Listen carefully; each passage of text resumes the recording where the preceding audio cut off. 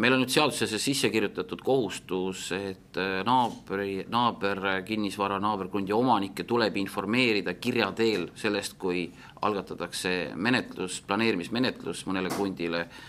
on kohustus tähistada infotahvliga see ala ja kui näiteks asumiseltsid soovivad saada infot kõigi algatatud planeeringute kohta, siis on omavalitsused kohustatud ka neid hoidma pidevalt kursis just algatatud planeeringutest. See on oluline selleks, et inimesed teaksid juba varakult, kui kuskil midagi uut plaanitakse, et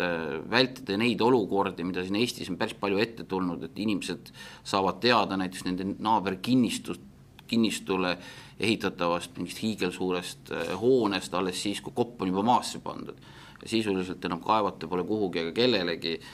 Et nüüd saavad inimesed selle info varem,